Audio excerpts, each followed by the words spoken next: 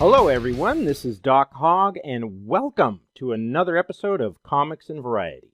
I hope you like the new introduction for Comics and Variety. Let me know what you think in the comments below, and if you are an indie comic book creator and you don't see your the cover to your comic in that introduction, just reach out to me and I'll see what I can do. Alrighty, before I get into the main issue that I want to look at today, first, I want to mention that my comic book, Tilt Part 2, will be launching on October 19th. I will be launching it I am planning to launch it on the live stream of the Red Gaze channel, Gaze. But you can still sign up for Tilt 2 beforehand, and if you do so, you will be getting a free magnet with your purchase. This is what the magnet looks like. Yes, I've already ordered them. Will I have enough to meet demand? I don't know, but hey, make me sweat. Give me some, anxiety. That would be good anxiety to have, to worry about, do I have enough magnets for all the people who sign up ahead of time?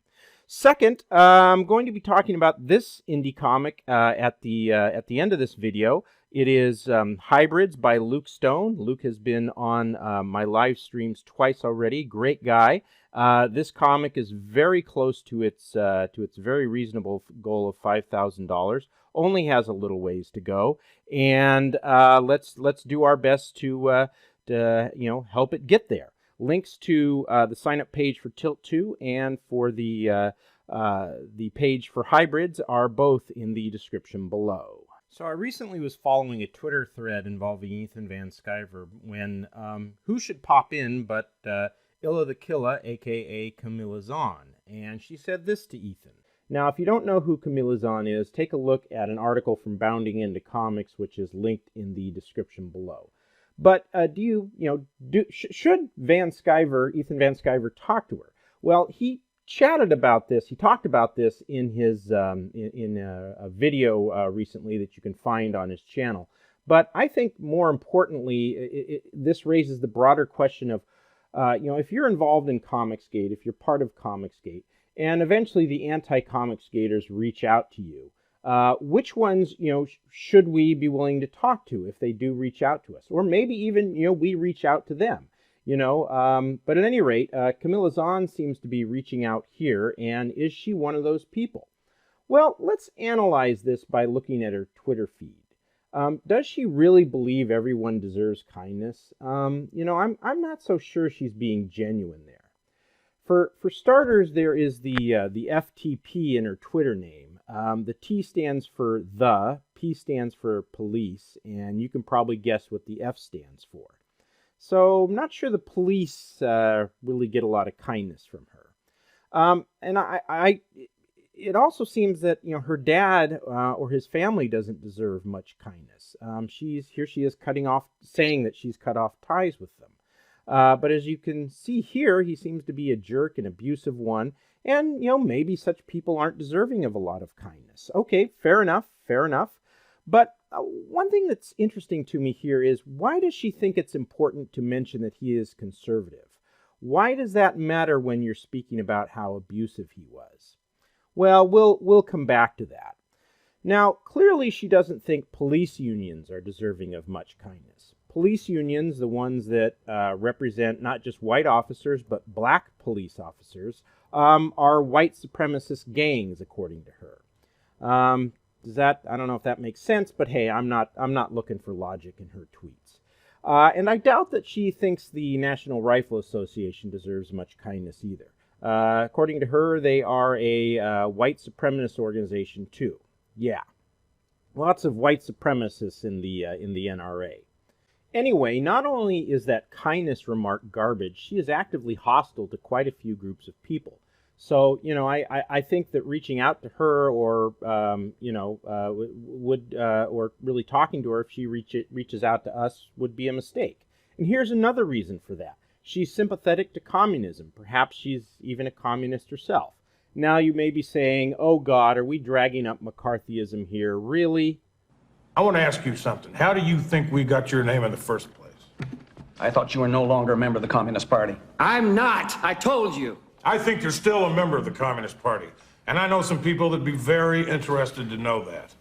But here is a retweet from her Twitter feed. Nice hammer and sickle. And here is another one that is even more telling. I mean, she clearly agrees with the sentiment. Since communism is trending, a big FU to the anti-communist MAGA morons. To the edgy Twitter leftists, communism is not about revenge and guillotines for the rich. It's about abolishing and transforming the conditions that give rise to class divisions and social inequalities. It's not about revenge on the rich? Really? I mean, my first thought was you need to edumacate yourself, Ms. Zhang. Look up the word kulak and what happened to them under communist Russia. And is it really about getting rid of divisions and inequalities? Well, in a way, I guess. I mean, everyone here in this photo in the Ukraine looks pretty equal. But I suspect Camilla Zhang already knows this. She just doesn't care. She sympathizes with a murderous ideology, and that makes her no better than the white supremacists she denounces. It also sheds light on why she brought up, that her dad was conservative when she was saying, what an abusive jerk he was. She thinks that is a characteristic of conservatives. And if she thinks that, all comic skaters are conservatives or white supremacists or whatever, I mean, do you think she'll be an honest broker if she interacts with us? I mean, she's an extremist, and like most extremists, she's probably willing to do just about anything to advance her aims, and you really need to avoid people like that. In the end, Ethan Van Sciver suggested that they both go their own way, and that's probably for the best. Now, are there people out there who don't like Comicsgate, who we should someday reach out to or talk to if they reach out to us? Of course they are. There's always a chance to make peace, to get along, and so forth. But Camilla Zhang is not one of those people. Okay, so moving on to Hybrids, the Sons of God's Trash Day graphic novel.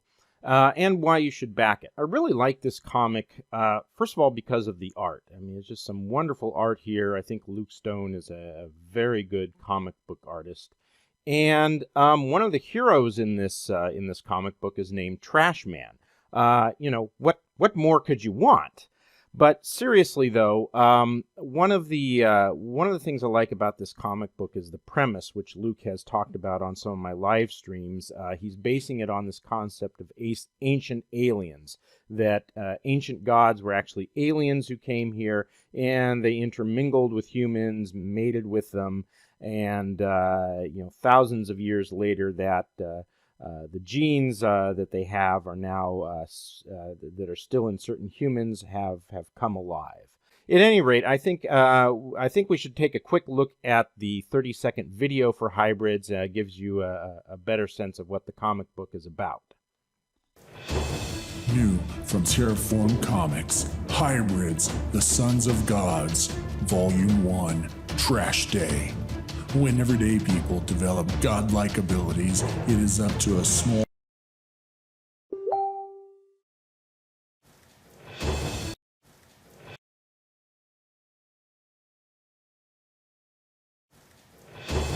New from Terraform Comics, Hybrids, the Sons of Gods, Volume 1, Trash Day. When everyday people develop godlike abilities, it is up to a small band of heroes to expose an evil superhuman trafficking ring. This 128-page volume merges history with fiction in an exciting, fast-paced adventure. Get your copy now.